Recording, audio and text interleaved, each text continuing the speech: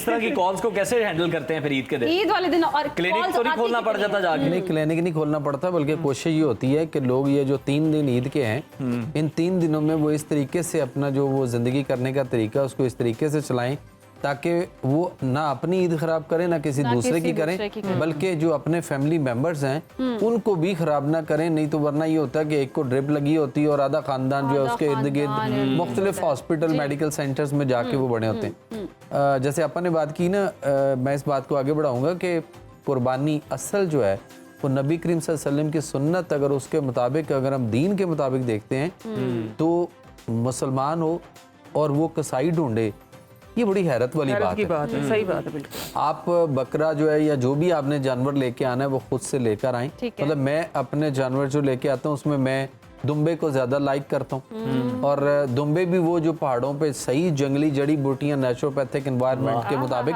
जड़ी बूटियां खाते हैं, और फिर वो मिनरल वाटर्स वो पीते हैं, सही वाला जो माइंस का चश्मों का पानी, तो वो ज्यादा अच्छा है एज पर कंपेयर टू जो हमारे बैक टू नेचर वाला देसी बकरे जो है ना, वो हमारे यहाँ तो अब वो भी फीड और खुराकें और उनको ऐसी चीजें हम दे के मोटा करना शुरू हो गए। दूसरी बात ये है कि मैं अपनी बात कर दूंगा कि कल जो दिन गुजरा है वो मेरा पूरा दिन इसी तरह से गुजरता है, और 3 दिन मैं तीनों दिन जो है ना मैं अपनी कुर्बानियां खुद करता हूँ।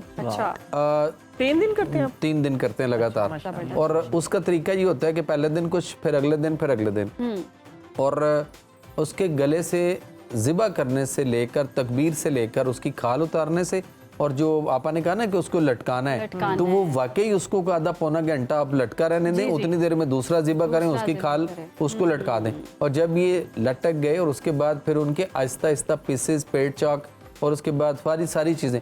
और मेरे घर में मेरे बच्चे, बड़ी बेटी डॉक्टर बन चुकी हुई है, बेटा डॉक्टर बन चुका हुआ है, उससे बेटी छोटी बन रही है, तो मैं इन सारों को खड़ा करके पास मैं एक एक ऑर्गन उनका बता रहा होता हूँ कि कहाँ कैसे कैसे और सारी चीजें, और बनाना। कई बकरे के ऑर्गन तो नहीं चेक कर लेते इसने क्या क्या खाया, कहाँ खराबी मच गई है, इन्हों तो कैंसर नहीं होना से, तो वो पथरियां तो नहीं वो सारी चीजें जो है ना वो हर एक को आनी चाहिए।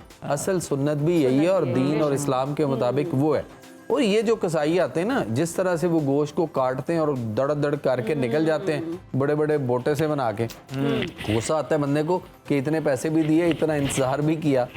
तो मैंने अपने वालिद साहब के दौर में भी देखा, उससे पहले भी जो उनके दौर था, तो वो ऐसी पोजीशन कभी नहीं देखी कि किसी कसाई को लाना पड़े या देखना पड़े। यानी फैमिली में चलती आ रही है ये, खुद से काटे, खुद बनाए, खुद ही ज़िबा करो, वाकई सुन्नत इब्राहिमी की। और मेरा जो गोश्त तैयार हुआ, जिन जिन लोगों में हाथ जाता है ना, उनको उसको साफ नहीं करना पड़ता, ना देखना पड़ता है कि तो कहीं से यहाँ क्यों नहीं लाए आप? ये यहाँ क्यों नहीं लाए आप? बात सुने, लास्ट हम ईद पे जो छोटी ईद पे इनके साथ शो किया था, इन्होंने इधर वो कुज्जा रखा हुआ था कि उसमें ईदी दें, तो आज हम आपसे गोश्त लेने आए कि नहीं आए ना।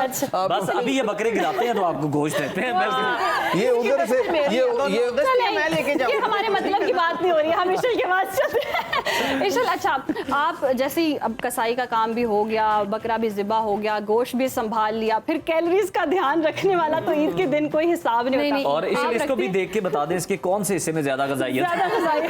अच्छा, इसकी बात की जाए तो इसमें जितने भी ऑर्गन मीट्स है ना, इसके उस तरफ ग़िज़ाइयत है, इस तरफ नहीं है, इस तरफ ब्लैक है। नहीं, यहाँ से मैंने इमेजिनरी बना ली है। अच्छा, इसमें ये कि जो हम लोग जिन्हें हम मजाक में स्पेयर पार्ट्स कह जाते हैं या टकाटक जिसका हम बनाते हैं ना, उसमें न्यूट्रिएंट्स बहुत ज़्यादा होते हैं, और स्पेशली उन लोगों के लिए जिनमें ब्लड डेफिशिएंसी है, आयरन डेफिशिएंसी है, उनके लिए ऑर्गन मीट्स बहुत रिकमेंडेड होते हैं। कलेजी खाना, जो किडनी होती है, दिल, गुर्दे, ये सब चीज़ें जो खाना, ये बहुत ज़्यादा एफिकेसी इसकी बहुत ज़्यादा होती है, एफिशिएंट होते हैं। तो ऑब्वियसली बच्चे नहीं खाते तो उन्हें कीमे की फॉर्म में आप ट्रांसफॉर्म करके दे सकते हैं, बहुत हेल्दी है, बहुत ज़्यादा न्यूट्रिएंट्स उसमें होते हैं। और जिस तरह उन्होंने मेंशन किया है कि ब्लड को ड्रेन करना है, तो that is very important, because obviously blood के साथ माइक्रोबियल एक्टिविटी एसोसिएटेड होती है। जब आप ब्लड को ड्रेन कर देते हैं तो माइक्रोब्स भी ड्रेन हो जाते हैं, और तब वो पाक हो जाता है उस चीज़ से, स्मेल भी नहीं आती, उसको गल भी जल्दी जाता है वो, और खा के आपको डायरिया नहीं होता, आपके गैस्ट्रिक इश्यूज नहीं होते, तो ये बहुत इंपॉर्टेंट है। अच्छा, आपका पहला काम होता है कलेजी, पहली चीज जैसे ही कसाई आया और ज़िबा हुआ और कलेजी आ गई, पहली आवाज ये आती, कलेजी का क्या बना, भून ली है या नहीं भून ली? आप सबको पता है कि मैं ज़ुबैदा आपा को फॉलो करती हूँ बहुत ज़्यादा, शुरू से मैंने उनको देखा है, पढ़ा है, सुना है बहुत ज़्यादा। तो उनका एक टोटका है। मैं आज कलेजी की स्मेल दूर करने का टोटका वाह, देने लगी हूँ। जबरदस्त, असल तो ये है कि साथ कुर्बानी फेफड़े के का भी गोश्त में बंदोबस्त कर दें, कलेजी फेफड़ा दो। पता है क्या, वैसे तो अगर आपने गोश्त सा मैंने पहले बताया स्मेल आती नहीं है, आती लेकिन नहीं, फिर भी जी, बच्चे अक्सर कलेजी में कुछ ना कुछ बच्चे नखरा कर लेते हैं। उसमें क्या होता है, पहले ज़ुबैदा तो ये बताती थी, तो छान बुरा नहीं होता उसका आटे का, उसी जिसको बोलते हैं वो, अब वो तो होती नहीं, वो तो आटा निकल जाता है एकदम से। तो जो सत्तू होता है, सत्तू लगा देती हूँ मैं। अच्छा। ठीक है, सत्तू लगा के बहुत ज्यादा देर नहीं, 4 से 5 मिनट, 10 7 8 मिनट, जितनी मिनट भी, इतनी देर में आपने हल्की सी एक लहसुन के ऑयल के अंदर थोड़ा सा लहसुन कड़कड़ाया, 2-4 इसके अंदर जीरे के सॉरी आधा चम्मच जीरा डाला, नमक डाला और 2-3 चीजें और डाल के, जो भी आपके पास स्पाइस हो उसमें, ना हम डालते हैं प्याज ना टमाटर, कोई चीज नहीं डालते। अच्छा। नहीं, ये चीजें नहीं डालते बिल्कुल सही। भी। और इतनी देर में बस आपने कलेजी धो ली है, कलेजी धो के आप उसके अंदर मिक्स करें। अगर लेमन है तो लेमन डालें, लेमन डालें। दही है तो 2 चम्मच दही डाल दें और दम पे रख दे। बाद में सिर्फ 2 से 3 सब्ज मिर्चें सिर्फ 2 मिनट के लिए काट के दम पे रख दे। दम जब पे रख खुलेगा तो पूरा मोहल्ला जो है ना वो पागल हो जाएगा, क्या बना था। मेहरवी साहब, ओवर ईटिंग का नुस्खा। वो हरी गोली के अलावा ओवर ईटिंग का नुस्खा ये है कि फिर 2-3 दिन जो है ना वो जैसे बकरा आ जाता है ना, तो वो घर में ले आओ ना, तो वो कुछ नहीं खाता। तो आप भी कुछ ना खाएं, उसको देखते रहे। मेहरवी साहब, उसके बाद जो लड़के हैं ये मैं तो भी शाम यही को कहने लगी बारबेक्यू कि कर रहे होते हैं, ना रात करें, को हाँ। स्पेशली फैमिलीज भी कर रही होती हैं, तो ये कोयलों पे गोश्त को पकाना, इस मीट को, उसके लिए कोई खास एहतियात है, कोई नुकसान तो नहीं है उसका? देखें, एक चीज ख्याल रखनी है कि जो उसके ऊपर कार्बन आ रहा होता है ना, अच्छा, वो जो ब्लैक से कार्बन बन रहा होता है, उसको हमें किसी साफ चीज करते के रहना साथ साफ भी करते रहना है। साफ करते। पकाते जरूर हैं उस पे, बारबी कर लेना चाहिए कभी कभार इस तरह, लेकिन जो कार्बन आ रहा हो तो उसको साथ साथ साफ भी करते रहें। अगर और दूसरा ये है कि नीचे कोयले या उसको तेज आंच ना हो, या कुछ लोग होते हैं ना कि कोयले दहक रहे हैं और उसके बाद फिर भी पंखा मतलब जिन्होंने कोई काम नहीं आंदा पंखा चल रहा है सबसे मुश्किल टास्क है।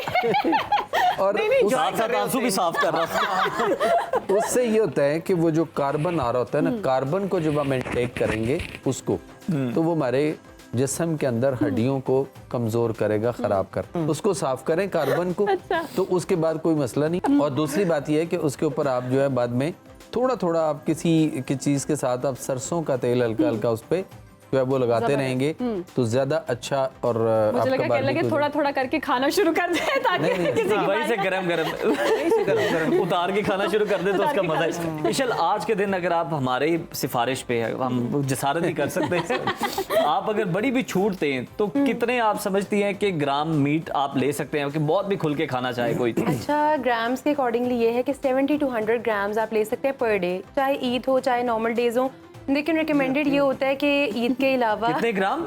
70 to 100 ग्राम्स 70 to 100 यानी ग्राम, दो फिलेज। यानी 3 बोटियां, 2-3 नहीं, बोटी। 2 फिलेज। लेकिन ये होता है कि ईद पे हम लोग इस तरह नहीं, क्योंकि साल में 2 दफा ईद आनी होती है और ईद इस तरह की फेस्टिविटी है जहाँ पे एंजॉयमेंट ही खाना है। तो हम लोग मना नहीं करते, ये नहीं कि ईद पे डाइट प्लान आप नहीं दे सकते और ना ही लोग फॉलो करेंगे, और हम खुद भी खा रहे होते हैं और ये तो खाना सुन्नत भी है और खाना चाहिए। उसमें ये कि ईद के लिए नहीं, लेकिन ईद के अलावा, क्योंकि हम गोश्त स्टोर भी करते हैं, बहुत सारे लोग कितनी देर स्टोर करके रखते हैं उसको, तो उसमें रिकमेंडेड ये है कि एक तो आपने हफ्ते में 3 दफा जन्नत में इनका बकरा बगैर एक टांग के फिर रहा, वो इनके फ्रीजर में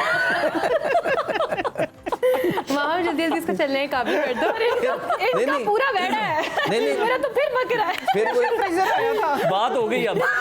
फिर वो इनके ख्वाब में आया और वो कहते हैं कि एक टांग मेरी वापस कराओ। मेहरबानी, वो अपने लोग आते हैं ना, सिफारिश की है मैंने। सिफारिश की जी। बल्कि बारबेक्यू का जैसा जिक्र हो रहा था, तो बारबेक्यू में ये है, आपने देखा होगा जनरली इस ईद पे हॉस्पिटलाइजेशन बहुत ज्यादा होती हैं। लोग खा के हॉस्पिटल से पहुंचे होते हैं और कहते हैं हमने तो कुछ खाया ही नहीं, चंद सिर्फ बारबेक्यू किया और हमें बीमार हो गए, खाया था, है ना? थोड़ा सा खाया था। अच्छा, वो थोड़ा सा खाना ट्रिगर क्यों कर जाता है? एक, क्योंकि उसके अंदर से ब्लड ड्रेन नहीं हुआ होता। सेकंड ये है कि जब हम बारबेक्यू बनाते हैं तो हमें चिकन का जो आदत होती है कि ये बनाना है, इस टेम्परेचर पे बनाना है, इसमें मेल्ट हो जाएगा, इसमें सब पक जाएगा।